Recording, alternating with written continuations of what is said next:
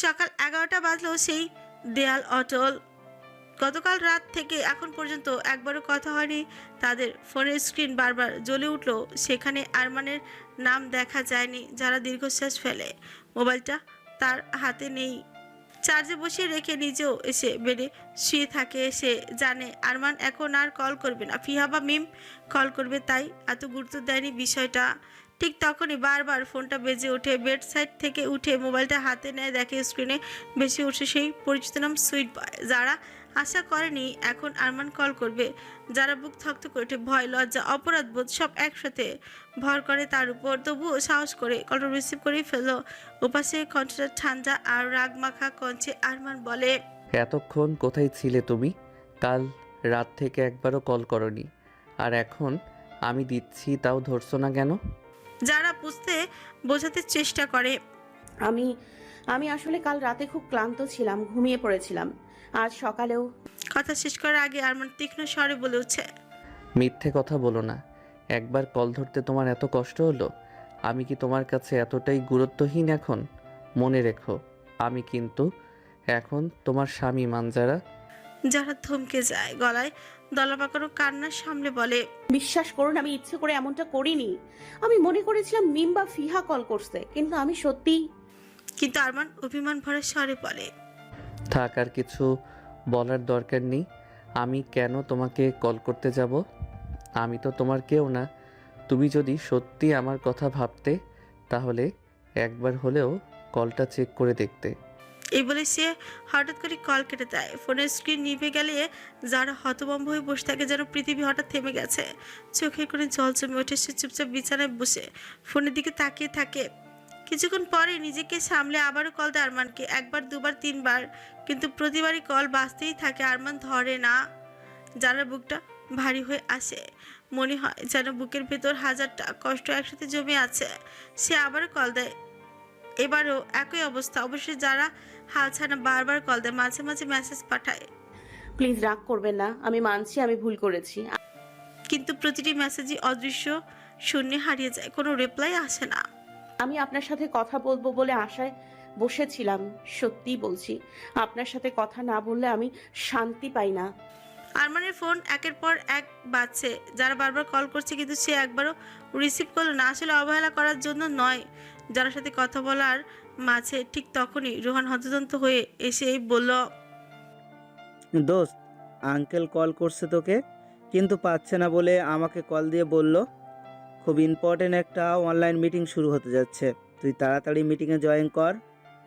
কোনো দেরি করার সুযোগ নেই। কলটা কেটে দিয়ে আরমান দ্রুত নিজের ল্যাপটপ চালু করে মিটিংয়ে জয়েন করলো। ক্যামেরা আর মাইক্রোফোন অন করলো। সে পুরো মনোযোগ ঢেলে দিল। আলোচনা, প্রেজেন্টেশন স্লাইড করছে।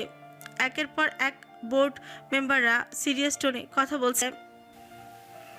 এই মুহূর্তে যদি ফোন বেজে ওঠে কিংবা কেউ কল করতে থাকে, তাহলে তার মনোযোগ ছিন্ন হবে। তাই মিটিং শুরুর আগেই সে মোবাইলটা সাইলেন্ট করে বেডের একপাশে রেখে দিল। এদিকে যারা অস্থির হয়ে উঠেছে। কল যাচ্ছে, রিং হচ্ছে, কিন্তু কোনো উত্তর নেই।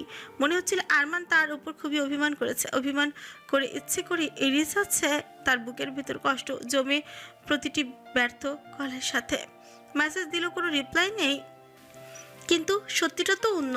ল্যাপটপের স্ক্রিনে চোখ আটকে আছে আরমানের। সে একেবারে বুঝতে পারছে না কে তাকে এতক্ষণ ধরে খুঁজছে। দায়িত্ব আর পরিস্থিতির চাপে পড়ে অনিচ্ছা সত্ত্বেও সে দূরে সরে যাচ্ছে। অন্যদিকে যারার মনে দুঃখ বাড়ছে প্রতিটি মিনিটে। সে জানে না ঠিক এই মুহূর্তে আরমান অফিসিয়াল আলোচনা ডুবে আছে। দুজনের ভিন্ন অবস্থান থেকে জন্ম নিচ্ছে ভুল বুঝাবুঝি। যারা আরমানকে শেষ একটা মেসেজ করে দিয়ে মোবাইলটা রেখে দেয় নিঃশব্দে। মিটিং শেষে যখন ল্যাপটপ বন্ধ হবে, তখন হয়তো আরমান মেসেজটা দেখে বুঝতে পারবে যে মানুষটা তাকে নিরন্তর খুঁজছিল তার হৃদয় ভেঙে গেছে অজান্তেই। শুধু তার না বলেই কলটা কেটে দেওয়ার কারণে। দুপুরের নরম রোদ জানালার ফাঁক গলে ভেতরে এসে পড়েছে। বাড়ির ভেতরে এক অদ্ভুত নীরবতা। আজ খাবার টেবিলে কেউ নেই, শুধু রোহান আর জিনিয়া। খাওয়ার কথা, কারণ জায়েদ ফিহার সঙ্গে বাইরে গেছে দেখা করতে, আর রাশেদ আরমানের সঙ্গে মিটিংয়ে ব্যস্ত। ল্যাপটপের সামনে বসা আরমানকে বারবার প্রয়োজনীয় কাগজ এগিয়ে দিচ্ছে রাশেদ। তারা একেবারে মিটিং শেষ করে তারপরই খাবে, তাই জিনিয়া তাদের ডাক দিয়ে বিরক্ত করতে চায় না। জিনিয়া রান্নাঘর থেকে খাবার সাজিয়ে রাখলো বারান্দার ছোট্ট টেবিল চায়। তারপর রেহানকে ডাকতে লাগলো। ওদের দুজনের একসাথে দুপুরে খাওয়া যেন এক ধরনের ছোট্ট আনন্দ লাগছে জিনিয়ার কাছে। মনে মনে হাসলো জিনিয়া। আজ শুধু আমরা দুজন, কি মজা। কিন্তু যখন সে রোহানের রুমের দরজার সামনে গিয়ে দাঁড়ালো তখনই থমকে গেল। ভেতর থেকে ভেসে এলো কথোপকথনের টুকরো টুকরো শব্দ। রোহান ফোনে কথা বলছে গভীর চিন্তিত কণ্ঠে। না বাবা, আমি বলছি তো, আমি 4 তারিখে আমেরিকায় চলে যাচ্ছি। বিয়ের জন্য আমাকে চাপ দিও না, আমি কাউকে বিয়ে করব না। জিনিয়ার বুক কেঁপে উঠলো, তার গলা শুকিয়ে গেল মুহূর্তে। এই কথাগুলো শোনার পর যেন এক অজানা আশার আলো জ্বলে উঠলো তার ভেতরে। রোহান তাকে এখনো ভালোবাসে, এটা সে সবসময় অনুভব করেছে, কিন্তু এত স্পষ্ট স্বীকারোক্তি শুনছে অনেকবার। কিন্তু আস্থা ভিন্ন যেন। কিন্তু পরের মুহূর্তে সব আশা ভেঙে গেল। হঠাৎ রোহান দরজার বাইরে দাঁড়িয়ে থাকা জিনের উপস্থিতি বুঝতে পারে। হয়তো তার অচেনা নিঃশ্বাস কানে গেল, অথবা দরজার আড়ে থেকে ভেসে এলো ছায়া। কিছুক্ষণের ভেতরে রোহান ফোনের ওপাশেই হঠাৎ স্বর পাল্টে বলল, হ্যাঁ বাবা, আচ্ছা, আমি বিয়েতে রাজি আছি। 3 তারিখই হবে, তুমি সব ঠিক করো। জিনের মাথা যেন বাজ পড়ল। ফোন কেটে দিয়ে রোহান পেছনে ফিরে দাঁড়ালো। দরজার সামনে জিনিয়াকে দেখে কৌতুক মেশানো ছোচের বাঘ টেনে বলল, কিছু বলবে তুমি?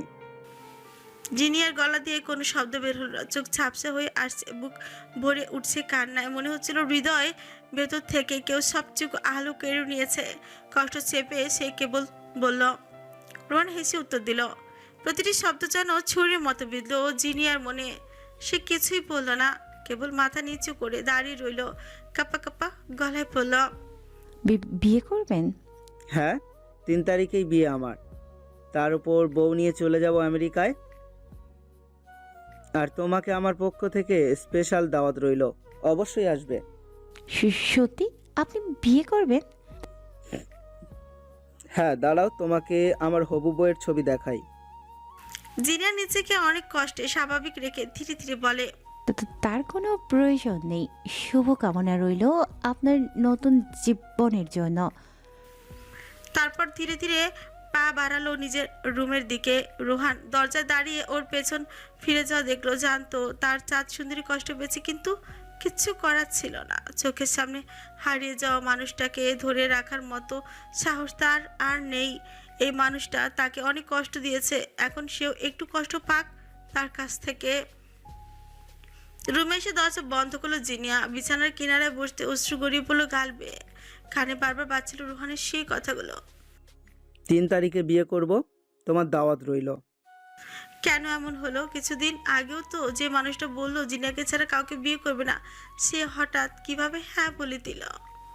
জানলা দিয়ে বাইরে তাকালো জিনিয়া। আকাশটা কেমন মলিন হয়ে আছে, যেন তার বুকের ভিতরে যন্ত্রণা বুঝতে পারছে। ভালোবাসা কি এত দুর্বল, নাকি রোহানের ভালোবাসার শক্তি বাবার কথার সামনে ভেঙে পড়ল? জিনিয়া চুপচাপ কাঁদতে থাকলো। প্রতিটি কান্না যেন আত্মাকে ছিঁড়ে ফেলছে। অন্যদিকে রোহান নিজের বিছানায় বসে মাথা দুহাতে চেপে ধরল। আমি কেন এমন করলাম? নিজের ভেতর প্রশ্ন করলো সে। আসলে সে জানতো জিনিয়া দরজার বাইরে দাঁড়িয়ে আছে, তার উপস্থিতি লুকানো সম্ভব নয়। সেই মুহূর্তে এক অদ্ভুত জেদ অভিমানে সেই বাবাকে হ্যাঁ বলে দিল, যেন জিনিয়াকে আঘাত করে তার একমাত্র উত্তর। কিন্তু কেন? সে তো ওকে ভালোবাসে প্রাণ দিয়ে, ওকে ছাড়া কোনো ভবিষ্যৎ কল্পনাই করতে পারে না। চোখ বন্ধ করে কল্পনা করলো 3 তারিখে বিয়ের লাল শাড়িতে অন্য কোনো মেয়ে তার পাশে, কিন্তু সেই ছবিটা অস্পষ্ট হয়ে ভেঙে যাচ্ছে বারবার। শুধু জিনিয়ার মুখটাই ভেসে উঠছে সামনে। সময় এগিয়ে চলে, দুপুর গড়িয়ে বিকেল আসে। যারা একবার জানালার পাশে গিয়ে দাঁড়ায়, চারপাশে আলো বাতাস সবকিছু তার কাছে অর্থহীন লাগে। একটাই চিন্তা ঘুরপাক খায়, আরমান কেন এমন করছে? সে কি এতটাই অভিমানী যে কষ্টটা দেখতে পাচ্ছে না? মোবাইলের স্ক্রিনে ঘন ঘন কল লিস্ট খুলে দেখে যারা, সেখানে কেবল এক নাম্বার আরমান।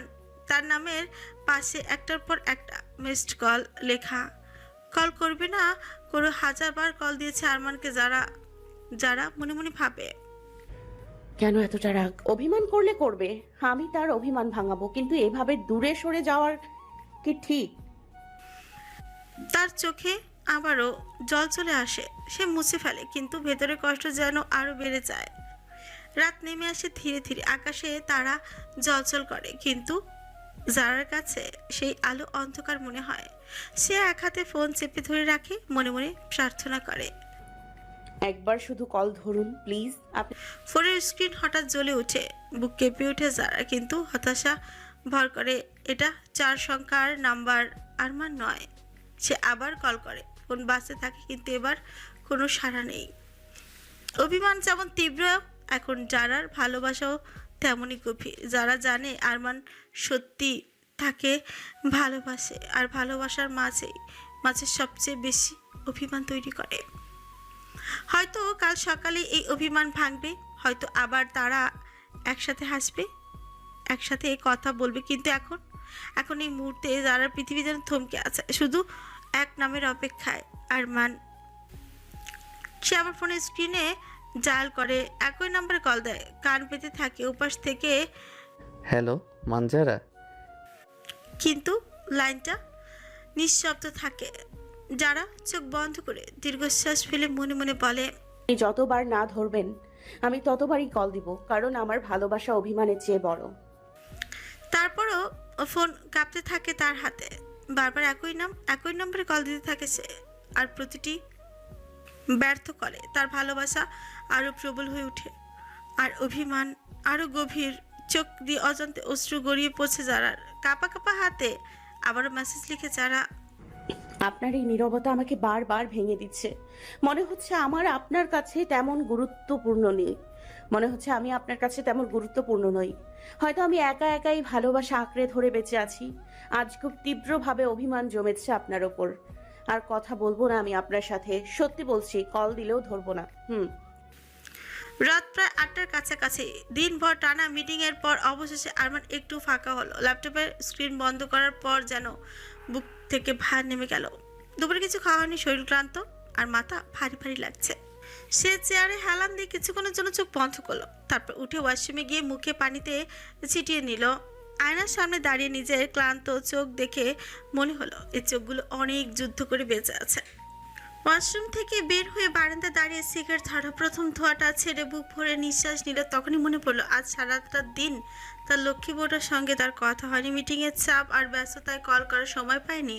এখনই কল করবে ঠিক করলো। রুমে গিয়ে মোবাইলটা হাতে তুলে নিয়েই মোবাইল অন করতেই যাবে, এমন সময় দরজায় শব্দ হলো। ভেতরে ঢুকলো রুহানকে দেখে আরমানে কেমন যেন অস্বস্তি হলো। কতদিন হলো ওদের বন্ধুত্ব, তবু আজকাল রোহানকে কাছে পেলে আরাম বোধ হয় না। হয়তো রোহান নিজের ভেতরেই ডুবে থাকে, কিংবা সময় দেয় না। আরমান মোবাইলটা টেবিলে রেখে বলল, কিছু বলবি তুই? রোহান মাথা নিচু করে দাঁড়িয়ে রইল কিছুক্ষণ, তারপর আস্তে আস্তে বলল, বাবা বিয়ের জন্য চাপ দিচ্ছে। মেয়েও ঠিক করে রেখেছে, বলছে বিয়ে করেই বউ নিয়ে বিদেশ চলে যেতে হবে। আরমান সিগারেটের ধোঁয়া ছাড়তে ছাড়তে রোহানের দিকে তাকালো। চোখে কোনো বিস্ময় নেই, কেবল গভীর রাগ জমে উঠেছে ভেতরে। কিছু না বলে শুধু চেয়ে রইল। রোহান কাছে এগিয়ে এসে হঠাৎ আরমানের হাত থেকে সিগারেটটা টেনে নিল, এক টান দিয়ে বলল, আজ 30 তারিখ, আগামী 3 তারিখে বিয়ে আমার। বাবা তোদের বাড়িতে যাবে দাওয়াত দিতে। তুই আমার বেস্ট ফ্রেন্ড, তাই তোকেও জানা। কথাগুলো শুনে আরমানের বুকের ভিতর যেন আগুন জ্বলে উঠল। কোনো কথা না বলে হঠাৎ ঘুষি বসালো রোহানের মুখে। রোহান টোতরে দুপা পিছিয়ে গেল। আরমান তেড়ে এসে ওর কলার চেপে ধরলো, চোখ লাল হয়ে উঠেছে, তাতে তৎ চেপে বলল, জানোয়ারের বাচ্চা, কি বললি তুই? বিয়ে করবি? আমার বোনকে ভালোবেসে এখন অন্য কাউকে বিয়ে করবি? রোহান শ্বাস নিতে কষ্ট পাচ্ছিল, কষ্টে ভাঙা গলায় বলল, তোর বোন আমাকে ভালোবাসে না। ও কখনোই আমার দিকে ফিরেও তাকায়নি। আমি যতবার চেষ্টা করেছি ও দূরে সরে গেছে। যদি সত্যি ও আমাকে চাইতো তাহলে এভাবে নীরব থাকতো না। সর সামনে থেকে তুই। তোর কোনো প্রয়োজন নেই আমার বোনের জীবনে, গিয়ে বিয়ে করে নে। রোহান নাকে হাত দিয়ে ডলতে ডলতে অনেক কষ্টে বলল, তোর বোন আমাকে ভালোবাসে না। এখন কি আমি বিয়েও করব না তোর বোনের জন্য? তোর বোনের আশায় বসে থাকবো? কথাটা শুনে যেন আরমানের আরো রাগ উঠে যায়। রোহানের কে আবারও আরেকটা খুশি বসিয়ে দেয়। কে আটকাচ্ছে তোকে? যা গিয়ে বিয়ে কর। যৌবনে লাড়া দিচ্ছে এখন, বিয়ে কুরকুরি উঠে তোর? তো বিয়ে করে নে। কে বলেছে আমার বোনের জন্য বসে থাকার জন্য? রোহানের এবার নিজেরও রাগ উঠে যায়, ছুটে গিয়ে আরমানের কলা ধরে চিৎকার করে বলে, তুই তোর বোন দিবি না আমাকে? তোর বোন আমাকে চাইবেও না। আমি 1 বছর ধরে পাগলা কুত্তার মতো নিজের ভালোবাসা প্রকাশ করেছি। তোর বোনের চোখে পড়ে না এসব? বল তুই।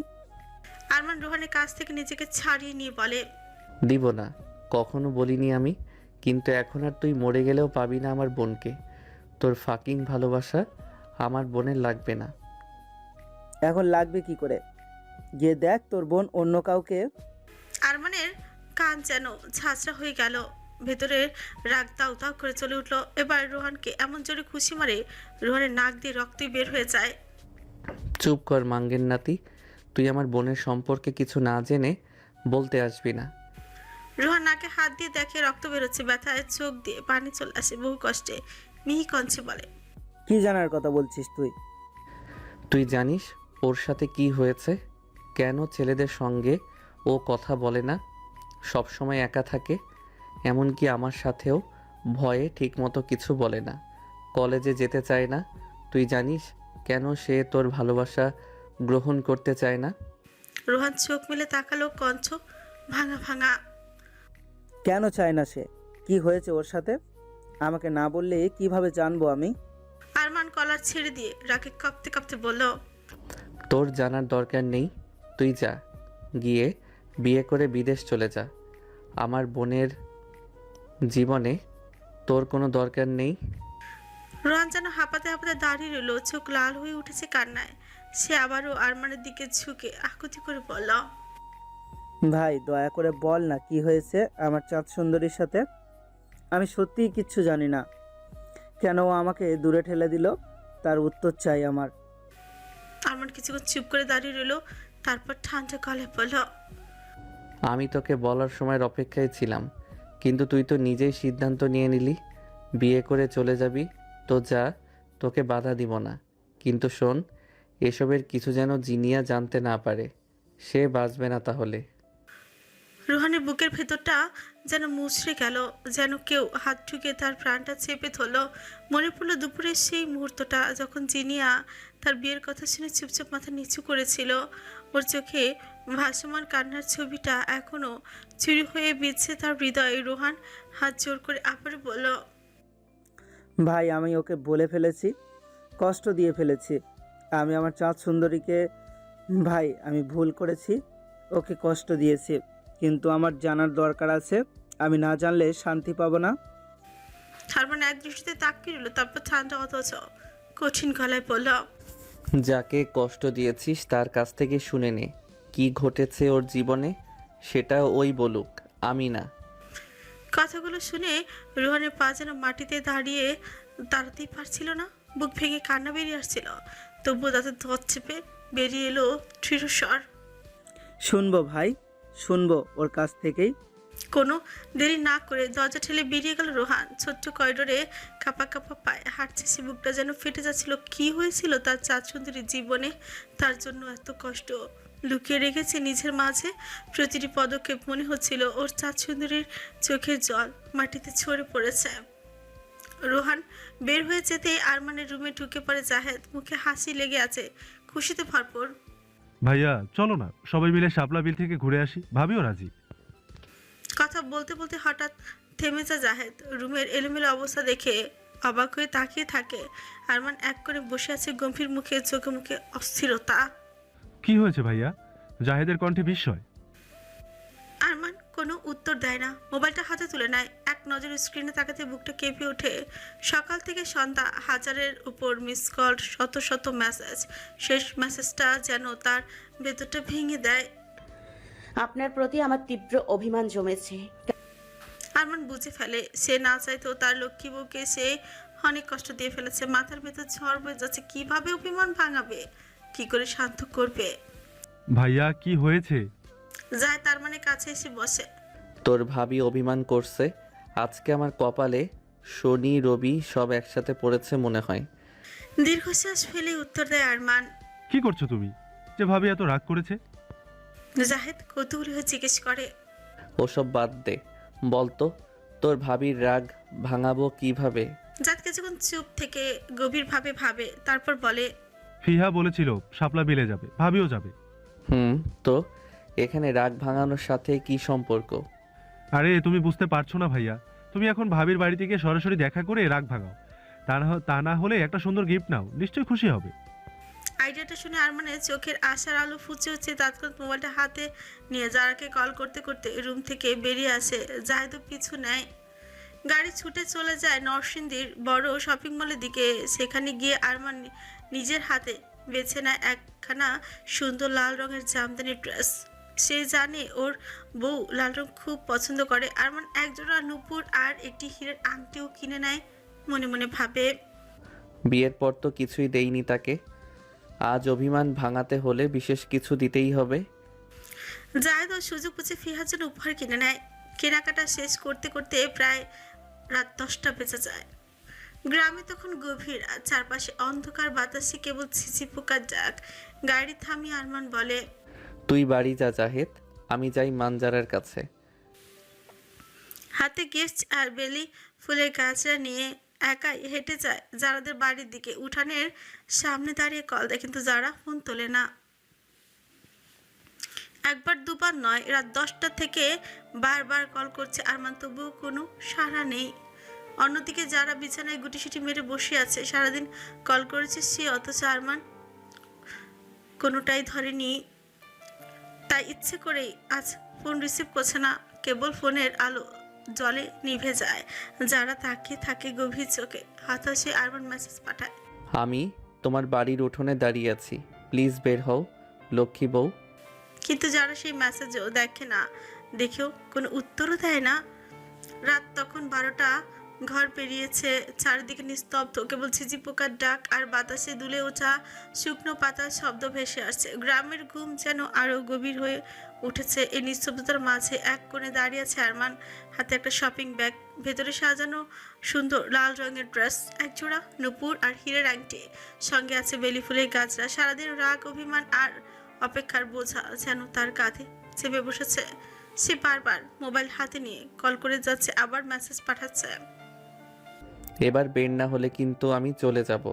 কিন্তু যারা কোনো সাড়া দেয় না। ফোনের আলো জ্বলে উঠে আবার নিভে যায়, অথচ যারা দরজা খোলে না। অভিমানী মেয়েটা এবার সত্যি তার উপর রাগ করেছে। সময় কেটে যায়, রাত গভীর হয়। ধীরে ধীরে 1টা বাজে, তারপর 2টা। চোখের পাতা ভারী হয়ে আসছে আরমানের, তবুও সে যায় না। বারবার চোখ খুলে তাকায়, হয়তো দরজা খুলবে, হয়তো দেখা মিলবে তার প্রাণের মানুষটার সাথে, তার ছোট্ট বউটার সাথে। ওদিকে ঘরের ভেতর বসে আছে যারা। সেও সারাদিন অভিমানে মোবাইলটা হাতে নিয়ে বসেছিল। একবার কল করেছে, দুবার কল করেছে, তবুও কোনো উত্তর দেয়নি আরমান। তা ইচ্ছে করেই সে ফোন ধরেনি। কিন্তু বাইরে মানুষটা যে এতক্ষণ ধরে অপেক্ষা করছে, সেটা জানার পর যেন তার বুকের ভেতরটা অদ্ভুতভাবে মুচড়ে উঠছে কেমন করে। শেষমেশ অভিমান চাপা দিয়ে যারা চুপি চুপি দরজা খুলে উঠোনে বেরিয়ে আসে। বাইরে এসে তাকাতেই দেখে উঠোন ফাঁকা, আরমান নেই। সে দৃশ্য দেখে বুকটা কেঁপে ওঠে, চোখ ভিজে যায় জলের ধারা দিয়ে। কেন চলে গেলেন আপনি? আমাকে আর একবারও ডাকলেন না কেন? আমি তো বেরিয়ে এলাম। কথা শেষ করার আগেই কান্নায় ভেঙে পড়ে যারা। রাতের নিস্তব্ধতায় তার কান্নার আওয়াজ গা ছমছম লাগতে থাকে। হঠাৎ শুকনো পাতার শব্দ, পায়ের আওয়াজ যেন ভেসে আসে। বুকের ভেতর ভয় ঢুকে যায়। যারা মাথা তুলে থাকে, অন্ধকারের ভেতর থেকে এক ছায়া এগিয়ে আসছে। সেই মুহূর্তে বুক ধরফর করতে থাকে। চোখ মেলে তাকাতে বুকটা শান্তিতে ভরে ওঠে। কাঙ্ক্ষিত মানুষটা, তার আরমান, তার প্রিয় স্বামী। যারাকে বের হতে না দেখে আরমান একটু আড়ালে যায় সিগারেট খাওয়ার জন্য। মাথা যন্ত্রণা করছিল খুব। হঠাৎ কে কখন ঘর থেকে বের হয়ে আসে বলা তো যায় না। তখন সিগারেটের নিভু নিভু আলো দেখে চোর ভাবতে পারে। যারা কোনো কিছু না ভেবে ঝাঁপিয়ে পড়ে আরমানের বুকে, কান্না করতে করতে বলে উঠছে, আপনি খুব খারাপ। আমাকে শুধু কষ্ট দেন। আমি কথা বলবো না আপনার সাথে। চলে যান আপনি। আরমান স্তব্ধ হয়ে দাঁড়িয়ে থাকে। বুঝতে পারে তার ছোট্ট বোঝা সত্যি অনেক অভিমান করেছে। হাতের ব্যাগটা ভেতর থেকে তখনও গিফটগুলো বের করেনি। মুচকি হাসি দিয়ে বলে, আচ্ছা তাহলে আমি না হয় চলেই যাচ্ছি, কেমন? যারা অভিমানী সুরে বলে, হ্যাঁ হ্যাঁ, চলে যান আপনি। কে বলেছে আপনাকে আসতে? কিন্তু যারা আঁকড়ে ধরে আছে তাকে ঠোঁচ কামড়ে মুচকি হেসে বলে উঠে আরমান, এইভাবে যদি জড়িয়ে ধরে রাখো তাহলে আমি যাব কিভাবে? মুহূর্তে এক ঝটকায় সরে যায় যারা, মুখ ফিরিয়ে নেয়, ছুট ফুলিয়ে চুপচাপ দাঁড়িয়ে থাকে। আরমান এবার তার হাতে থাকা ব্যাগগুলো যারার দিকে এগিয়ে দেয়। আমি আমার লক্ষ্মী বউয়ের জন্য এনেছি, সে কি একটু দেখবে না খুলে? যারা একবার তাকায়, যারার মুখ আবার ফিরিয়ে নেয়, চোখ অশ্রু টলমল করছে। আরমান ধীরে ধীরে ব্যাগগুলো মাটিতে রাখে, তার পাশে রাখে নূপুর আর হীরের আংটি প্যাকেটটাও। শেষমেশ বেলি ফুলের গাছরা হাতে নিয়ে যারার দিকে বাড়িয়ে দেয়। আমি জানি অনেক কষ্ট দিয়েছি তোমাকে, কিন্তু দেখো তোমাকে ছাড়া আমি কিছুই ভাবতে পারি না। তাই তো এত রাতে তোমার অভিমান ভাঙাতে চলে আসলাম। আমার সব রাগ অভিমান কেবল তোমার জন্য। তুমি আমার কাছে শুধু বউ না, পুরো দুনিয়া। আমার লক্ষ্মী বউ তুমি। কিন্তু বউ আমাকে একটু ভালোবাসে না। যদি বাসতো তাহলে কি এতক্ষণ অপেক্ষা করা হতো? কথাগুলো শুনে বুক ভেঙে কান্না করে যারা, চোখ মুছে আবারও কাঁদতে থাকে। আপনি আমাকে সারা দিন কষ্ট দিলেন, একবারও কল ধরলেন না। আমি তো শুধু আপনাকে চাই, আপনার সাথেই থাকতে চাই, একটু কথা বলার আশায় বসে থাকি কখন আপনি ফোন দেবেন। আর আপনি? এই বলে মাথা নিচু করে দাঁড়িয়ে থাকে। আরমান এগিয়ে এসে যারার মুখটা দু হাতে তুলে নেয়, চোখের পানি মুছে দেয়, কপালে আলতো করে চুমু খায়। তার বেলি ফুলের মালাটা যারার হাতে দিয়ে বলে, চলো একটু আড়ালে যাই, নয়তো কেউ দেখে ফেলবে। বউয়ের অভিমান ভাঙাতে এসে পরে কট খেয়ে যাব। যারার দিকে তাকিয়ে চোখ টিপ দেয় আরমান। যারা এখনো আরমানের দিকে অশ্রু মাখা চোখে তাকিয়ে আছে। আরমান যারার গালে আলতো স্পর্শ করে বলে, সারাদিন তোমাকে কাঁদালাম, এখন অন্তত আমার লক্ষ্মী বউটার হাসি দেখি। যারা কাঁদতে থাকে, হাতে তার আরমানের দেওয়া বেলি ফুলের মালা। আরমানের কথাও ভাবে, এখনও যদি এত রাতে তাদের কেউ একসাথে দেখে ফেলে তাহলে গ্রামে বদনাম হয়ে যাবে। তাই যারা তাদের পুরনো টিনের ঘরের দরজাটা খুলে ভেতরে নিয়ে আসে। টিনের ছোট্ট খাটো সাদা মাটা, কিন্তু দুজনের জন্য যেন পৃথিবীর সব কিছু এখানে গুটিয়ে আছে। ভেতরে ঢুকে আরমান সব গিফটগুলো পাশে রাখে। আরমান গিয়ে চৌকিতে বসে, তার সামনে গুটিসুটি মেরে দাঁড়িয়ে আছে যারা, তার লক্ষ্মী বউ। আরমান উঠে এসে যারাকে জড়িয়ে ধরে বসে যায় চৌকির উপর, আলতো করে চোখ মুছে দেয়। যারা নাক টানতে টানতে বলে, আপনি একটা খারাপ লোক, শয়তান লোক। আপনি আপনি একটা লাল জাঙ্গা। যারা কথা শুনে আরমান হেসেই ফেলে। যারা মাথায় হাত বুলাতে বুলাতে বলে, এই লাল জাইঙ্গার সাথেই কিন্তু সারা জীবন থাকতে হবে তোমায় মানজারা। থাকবো না আপনার সাথে আমি। না থাকলে কি করবেন আপনি? হাত পা ভেঙে সারা জীবন কোলে নিয়ে ঘুরবো তোমায়, তারপরও আমার সাথেই থাকতে হবে। তারপরেও থাকবো না আমি। তাহলে তোমাকে মাটির নিচে পুঁতে রেখে দিব লক্ষ্মী বউ। যারা আবার শুকনো ঠোক গেলে মুখে মুখে তর্ক করেছে, এখন যদি আবার এগে যায়, তাই ছলছল চোখে চুপ করে আরমানের দিকে তাকিয়ে থাকে। আরমান বোঝাতে পারে, এখন যদি একটা ধমক দেয় তাহলে তার লক্ষ্মী বউটা আবারও কান্না করে দিবে। আরমান তাই যারাকে নিজের কাছে টেনে নেয় নিঃশব্দে। যারা বোধহয় অভিমান কিছুটা কমেছে, কান্নার শব্দ নেই। যারা বেলিফুলের মালাটা আরমানকে দিয়ে বলে, এটা চুলে লাগিয়ে দিন আমার। আরমান যারার হাত থেকে মালাটা নিয়ে নেয়। যারা লম্বা চুলের খোপায় করা চুলগুলো ছেড়ে দিয়ে মালাটা লাগানোর চেষ্টা করে। অনেকক্ষণ ধরে মালা লাগানোর চেষ্টা করছে, কিন্তু পারছে না। শেষমেশ অসহায় কঞ্চি বলে, এটা কিভাবে লাগায় লক্ষ্মী বউ?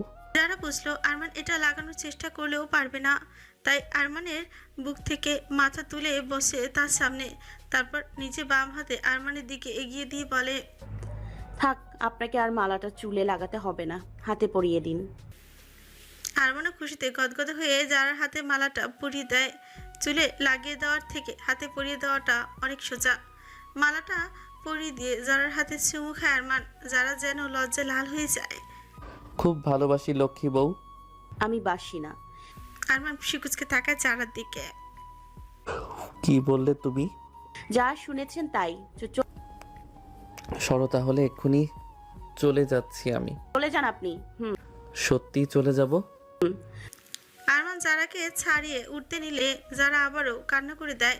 মাথা রাখে আরমানের বুকে। আরমানের বুকের ভেতরটা ভরে ওঠে শান্তিতে। ধীরে ধীরে ক্লান্তি এসে ভর করে। কিছুক্ষণ পর কান্না থেমে যায় জারার, চোখ বন্ধ হয়ে আসে। এক পর্যায়ে ঘুমিয়ে পড়ে আরমানের বুকে। আরমান প্রথমেই ডেকে উঠছে, মানজারা, শুনছো? কোনো উত্তর নেই। বুঝতে পারে তা লক্ষ্মীবউ ঘুমিয়ে গেছে। বুকের ভেতর শান্তির ঢেউ ছড়িয়ে পড়ে। চুপচাপ তাকে আগলে ধরে বসে থাকে। সময় গড়িয়ে যায়। রাত প্রায় 4টা বাজে। চারপাশ এখনো নিস্তব্ধ। ঘুম নেই তার চোখে। এক দেনে শুধু তাকিয়ে আছে তার ছোট্ট বোঝার দিকে। এমন সময় আরমানি খেয়াল করে ঘুমের ভেতর যারা নিজের আঙুল মুখে দিয়ে চুষছে। দৃশ্যটা দেখে অবাক হয়। হাত বাড়িয়ে আঙুল সরাতে চায় কিন্তু পাচ্ছে না। মুখে এক অদ্ভুত হাসি খেলেছে আরমানের। মনে মনে বলে উঠছে, হায় আল্লাহ, কি মেয়ে বিয়ে করলাম আমি। বউ আমার এখনো ঘুমের মাঝে নিজের আঙুল খায়। দীর্ঘ নিঃশ্বাসের পর একরাশ মায়া ভরে উঠে বুকের ভেতর। চোখে জল চলে আসে, তবে সেটা আনন্দের। যে মেয়ের এখনো বাচ্চামি যায়নি, সেই মেয়ে কিনা আমার সাথে এত রাগ করে, এত অভিমান করে, তবুও এটাই আমার লক্ষ্মী বউ, আমার সব কিছু, আমার জান প্রাণ সব। আরমান আলতো করে যারার কপালে আরেকটা চুমু খায়। তারপর চুপচাপ বসে থাকে। বুকের ভেতরে মিশে থাকা নিঃশ্বাসে ভালোবাসা ছড়িয়ে দেয়। বাইরে তখন ভোরের আলো ধীরে ধীরে ফুটতে শুরু করে, অথচ তাদের ভেতরটা ডুবে আছে ভালোবাসার অম্লিন শান্তিতে। রোহান জিনিয়ার দরজার সামনে দাঁড়িয়ে আছে, চোখে জল, মনে একরাশ ভয় তার। সে ডাকলে কি তার চাঁদ সুন্দরী এখন সাড়া দিবে, নাকি অনেক অভিমান করেছে, অভিযোগ করবে? মনে সাহস পাচ্ছে দরজা টোকা দেওয়ার। প্রায় 1 ঘন্টা ধরে দাঁড়িয়ে আছে। এর মাঝে একবার জাহেদ আসে, রোহানকে জিজ্ঞেস করে কেন এখানে দাঁড়িয়ে আছে। রোহান কিছু বলে না, শুধু এমনি দাঁড়িয়ে আছি বলে দেয় জাহেদকে। জাহেদও এত খাটায় না, কারণ সে জানে রোহান তার বোনকে পছন্দ করে, ভালোবাসে। রোহান এক দীর্ঘশ্বাস ফেলে, বুকে সাহস সঞ্চয় করে অবশেষে দরজা নক করেই ফেলে। জিনিয়া, রোহান যখন চিনিয়ার রুমের দরজা নক করে তখন গভীর রাত, চারিদিকে নিস্তব্ধতা। হঠাৎ দরজায় টোকা পড়তেই জিনিয়া চমকে ওঠে। দরজা খুলতেই রোহানকে দেখে সে। জিনিয়া ভেতরে আসতে দেয়, মুখে হাসি রাখলেও চোখে এক অদ্ভুত ভয়ের ছাপ।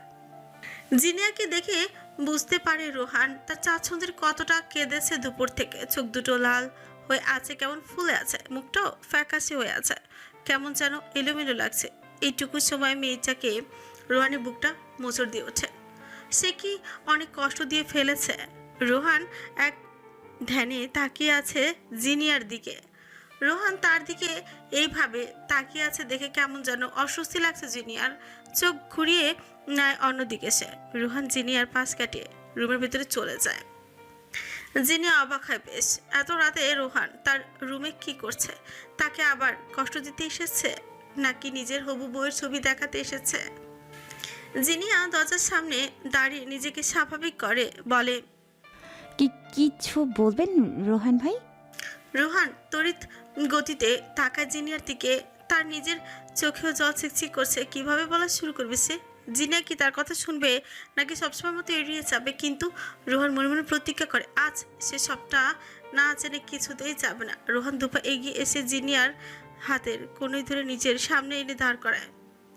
রোহান হঠাৎ এমন কাণ্ডে জিনিয়া ভয় পেয়ে যায়, বুক ধরফর করে উঠে। রোহানের এমন ব্যবহার করাটা জিনিয়ার মাথায় ঢুকছে না। রোহান জিনিয়ার 2 বাহু চেপে ধরে বলে, কি হয়েছিল তোমার সাথে? কেন তুমি আমার ভালোবাসাকে এমন দুচ্ছাই করো সব সময়? জিনিয়ার চোখ বাকি একটুখানি হেসে নিল, কিন্তু সেই হাসিতে অভিমানের কষ্ট লুকোনো ছিল। রোহানের কাছ থেকে নিজেকে ছাড়িয়ে জিনিয়া শান্ত স্বরে বলল, রোহান ভাই, আপনি তো বিয়ে করে নিয়েছেন তাই না? তাহলে এখন আমার বিষয় নিয়ে এত মাথা ঘামাচ্ছেন কেন?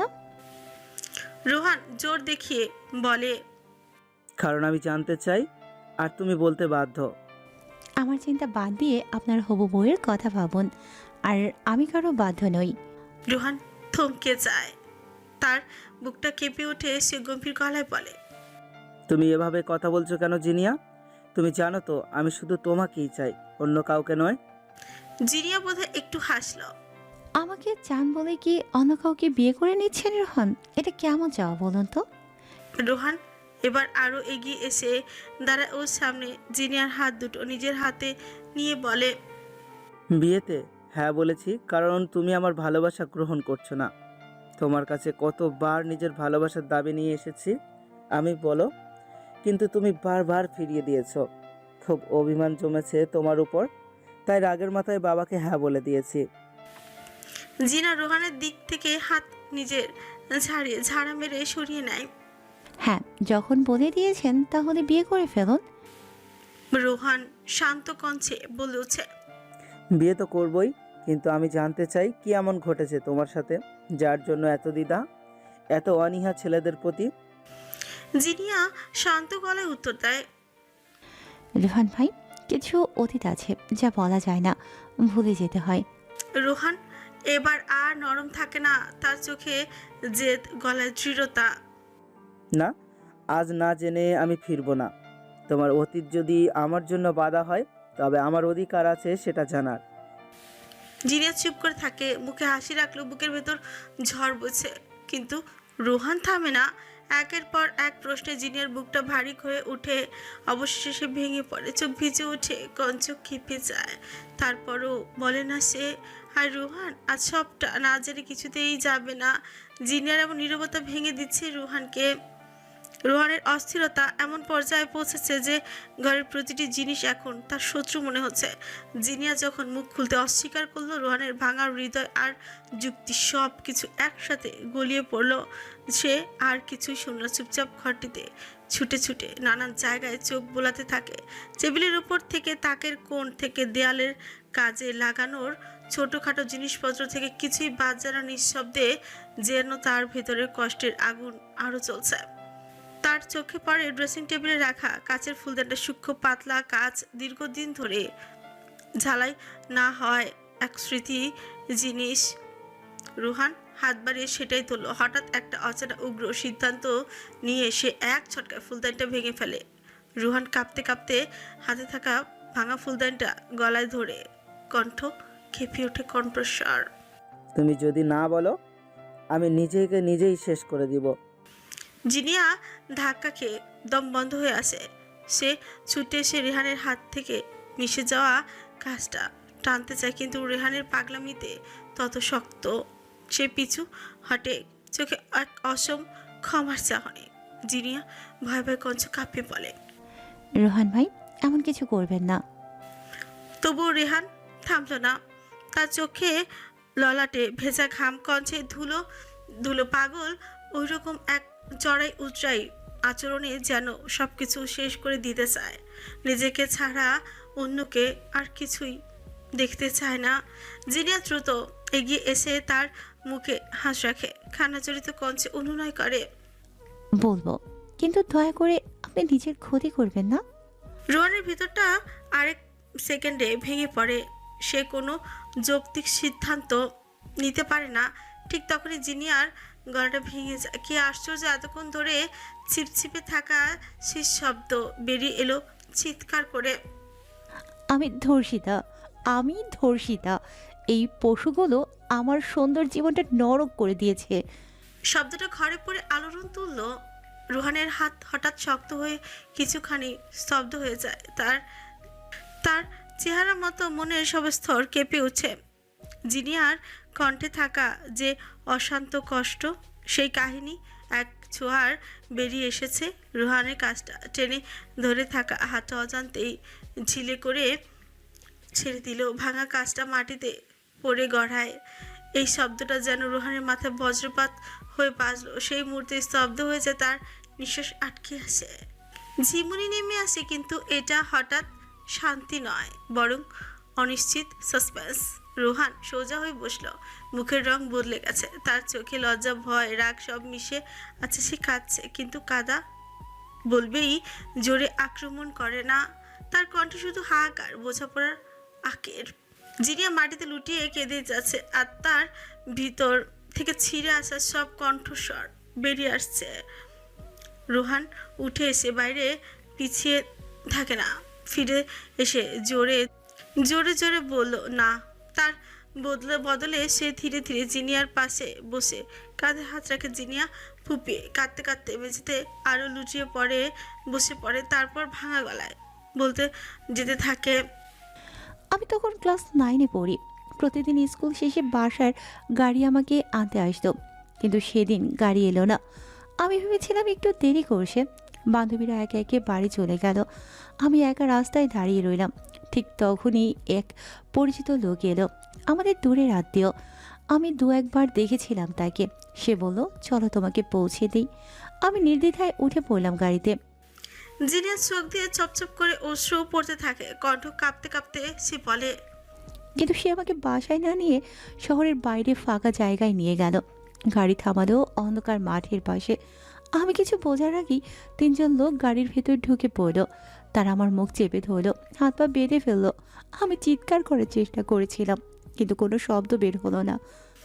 জিনিয়া কাঁপতে কাঁপতে থেমে যায়, তারপর আবারও বলতে শুরু করে, আমি মরার মতো লড়াই করছিলাম, কিন্তু তারা ছিল 3জন। আমার ইউনিফর্ম ছিঁড়ে ফেললো, আমাকে মাটিতে ফেলে দিল। আমার চোখের সামনে আকাশ অন্ধকার হয়ে যাচ্ছিল। তারা একে একে আমাকে নরকের মধ্যে ঠেলে দিল। আমি শুধু চাইছিলাম মারা যেতে। সেদিন যদি ওরা আমায় মেরে ফেলতো, তাহলে এই সমাজ থেকে আমাকে লুকিয়ে বাঁচতে হতো না।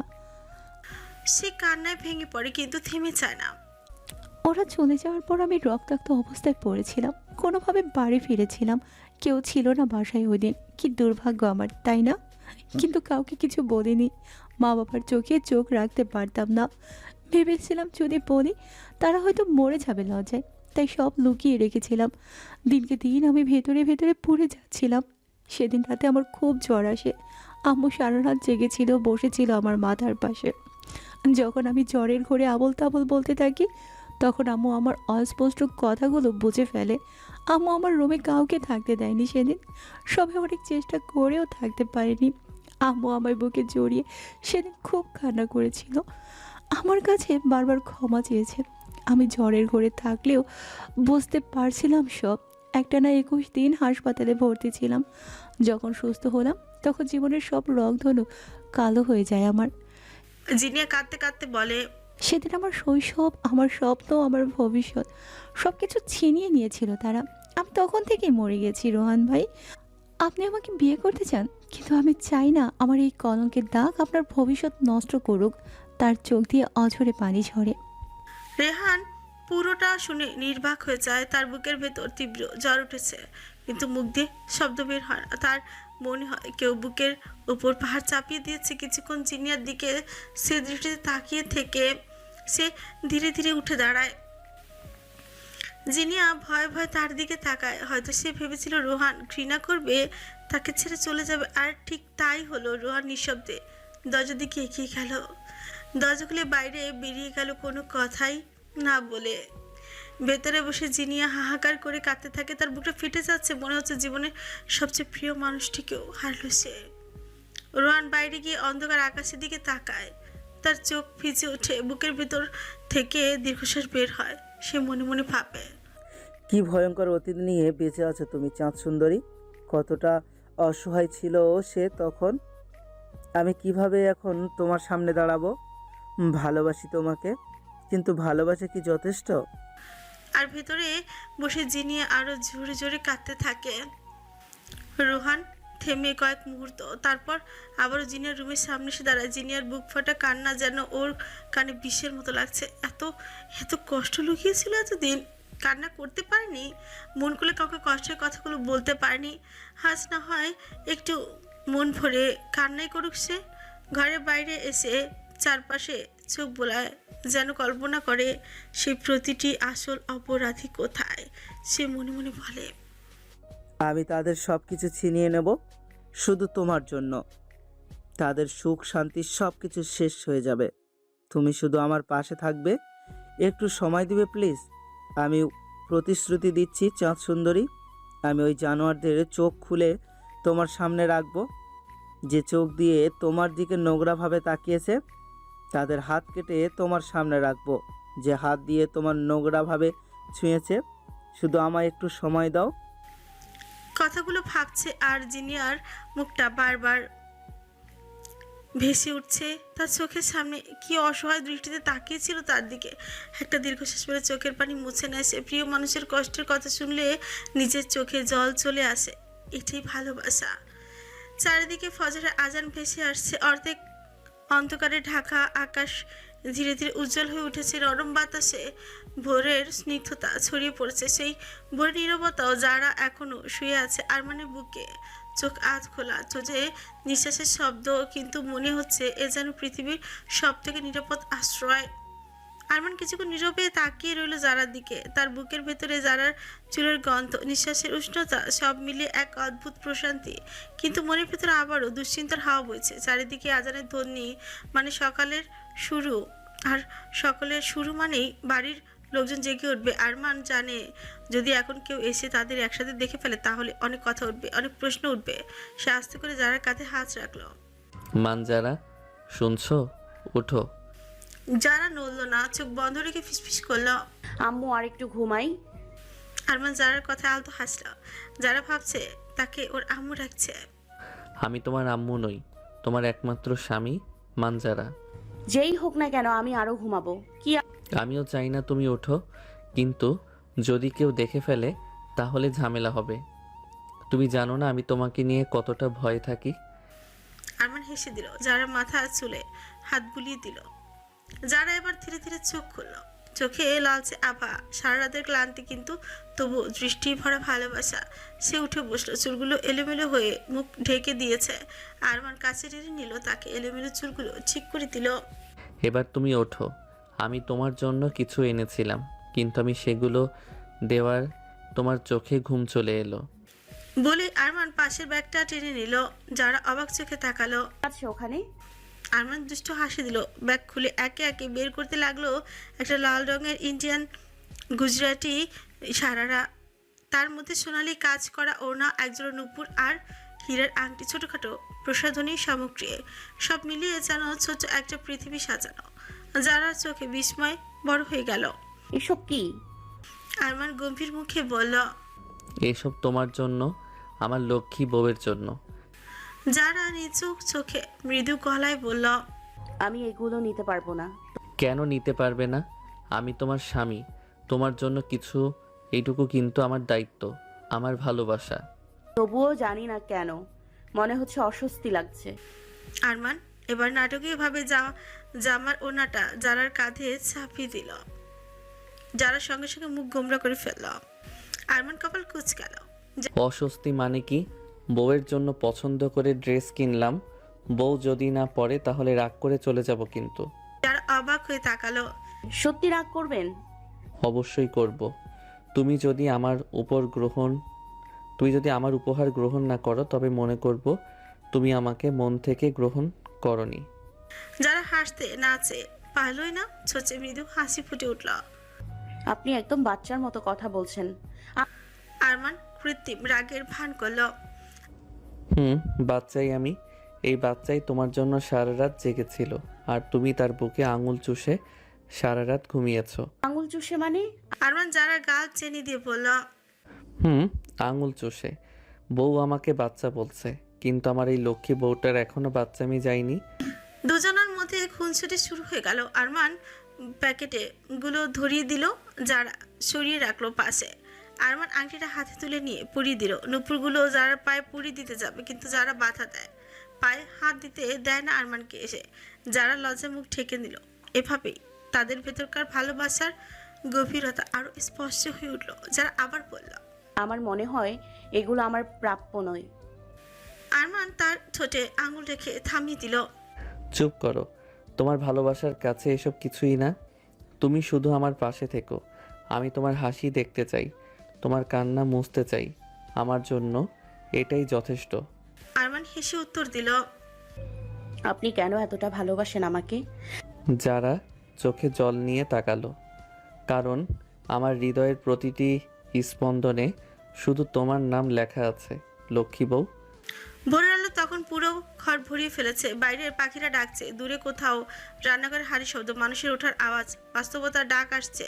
কিন্তু ঘরের ভিতরে এই দুজন যেন তাদের ছোট্ট পৃথিবী আটকে আছে। আরমান আবারও তাড়া দিয়ে বলল, ঠিক আছে, এবার আমি যাই। যদি কেউ দেখে ফেলে তাহলে তোমারও সমস্যা হবে, আমারও। যারা মাথা নেড়ে সম্মতি দিল, কিন্তু তার মুখে স্পষ্ট হলো না বিদায়ের প্রস্তুতি। সে আরমানকে জড়িয়ে ধরল শক্ত করে। আমাকে ছেড়ে যাবেন না কখনো। আরমান তার কপালে চুমু দিল। কখনো না, আজ কলেজে যাবে তুমি? যারা মাথা ঝাঁকে বলে। আচ্ছা, এগুলো হঠাৎ কেন আনলেন তা আমি কি আমার বউকে কিছু দিতে পারি না? বলিনি, কিন্তু এটা পরে তুমি আমার সাথে ঘুরতে যাবে লক্ষ্মী বউ?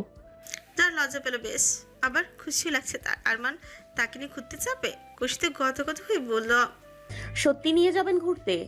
তুমি চাইলে প্রতিদিন ঘুরতে যেতে পারি, কিন্তু কিন্তু আবার কি? যারা কপাল কুঁচকে তাকায় আরমানের দিকে। আরমানের চোখ লেগে আছে ভালোবাসার নেশা। কঞ্চি মাদকতা নিয়ে বলে, আমার যে একটু কড়া ডোজের আদর করতে মন চায়, আমার লক্ষ্মী বউটা দিবে তো আমায় আদর করতে? যারা কান গরম হয়ে যায় আরমানের কথায়। কি নির্লজ্জের মতো কথা বলছে। কথার ছিরি তার লজ্জায় গাল দুটো রক্ত বর্ণ ধারণ করে। আরমান বুঝলো তার ছোট্ট বউটা লজ্জা পাচ্ছে, তাই আর লজ্জা দেওয়ার জন্য বলল, সারা রাত জেগে বউ পাহারা দিয়েছি, তার বিনিময়ে আমি কি কিছু পাবো না? কি কি কি চাই? আরমান যারার কানে ফিসফিস করে বলে, তোমার ওই গোলাপি ঠোঁট দুটো একটু খেতে চাই, দিবে? সত্যি বলছি, বেশি খাবো না, 1 ঘন্টা পর ছেড়ে দিব। যারা যেন এবার কান্তি ধোয়া বের হয়ে যায়। লজ্জায় আরো গুটিয়ে না নিজেকে। আরমান এমন লাগাম ছাড়া কথা বলছে কি করে? কি নির্লজ্জ লোক খোদা! লজ্জায় নিজের 2 হাত কসলাছে যারা।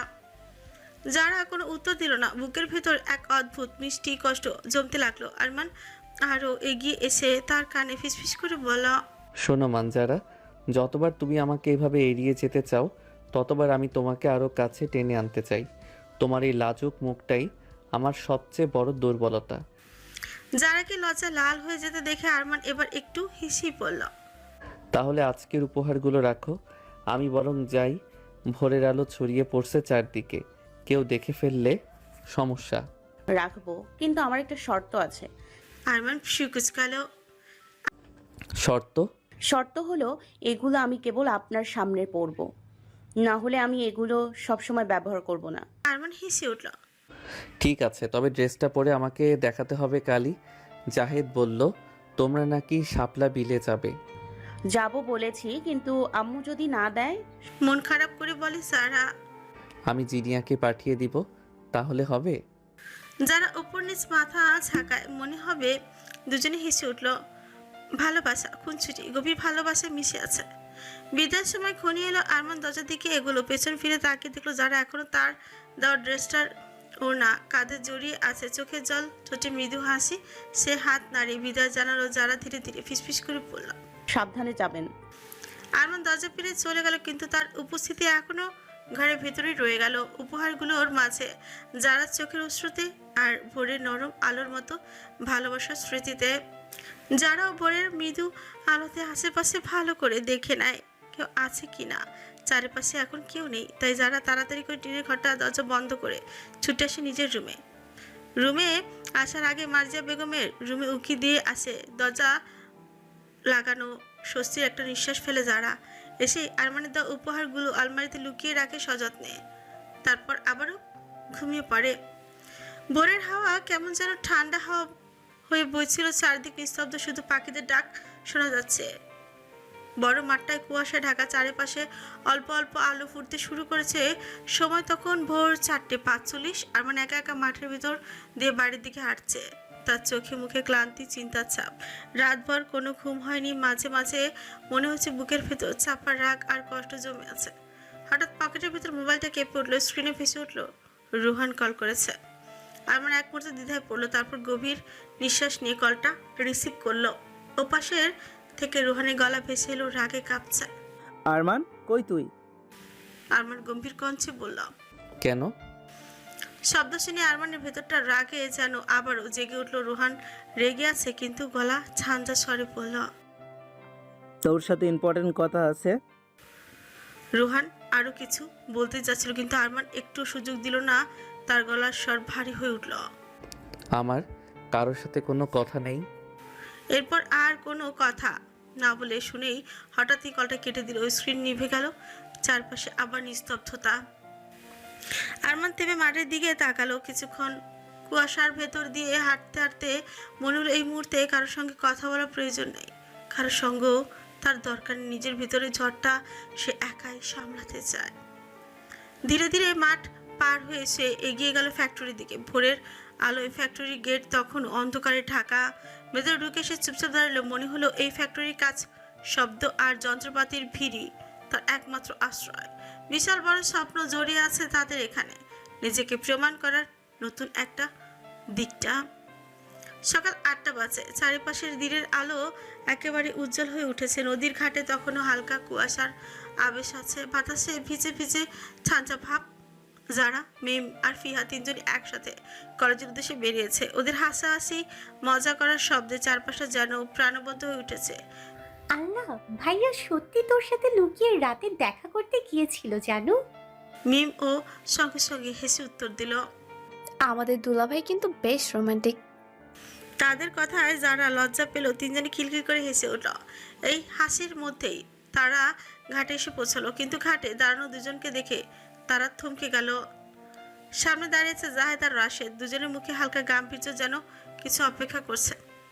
মিম একবার চোখ তুলে রাশেদের দিকে তাকালো। রাশেদের চোখও ততক্ষণে মিমের উপর স্থির হয়েছিল। মুহূর্তটুকু যেন থেমে গেল, কিন্তু মিম চোখ দ্রুত ফিরিয়ে নিল, বুকের ভেতর ধুপনটা লুকিয়ে রাখলো। এমন সময় জাহেদ এগিয়ে এলো, তার হাতে একটা ছোট্ট গিফট প্যাকেজ। একটু অপ্রস্তুত ভঙ্গিতে সে ফিহার দিকে তাকালো। ফিহা, এটা তোমার জন্য, কাল কিনেছিলাম। ফিহা মুহূর্তে চমকে গেল, তার চোখে লাজুক ঝিলিক খেলে গেল। সে কিছু বলতে পারলো না, শুধু গিফটটা হাতে নিয়ে নীরবে দাঁড়িয়ে রইল। এদিকে যারা আর মিম সুযোগটা ছাড়লো না, তারা দুজনে একসাথে হেসে উঠলো। যারা মজা করে বলল, আহা ফিহা, আহা ফিহা জানু, আমাদের জাহেদ দুলাভাইও কিন্তু রোমান্টিক। মিমও ছাচ্চা করে যোগ দিল।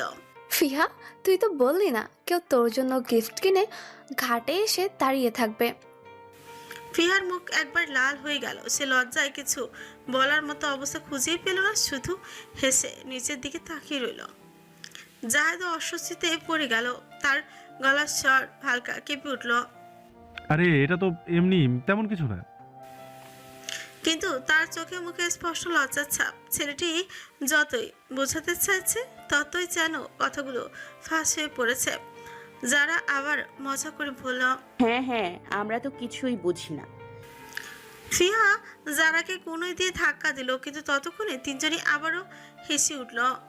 জাহেদ আর রাশেদ একে অপরের দিকে তাকালো। তারপর জাহেদ একটু বিব্রত হাসি দিয়ে বলল, আচ্ছা, আমরা এখন যাই, পরে দেখা হবে।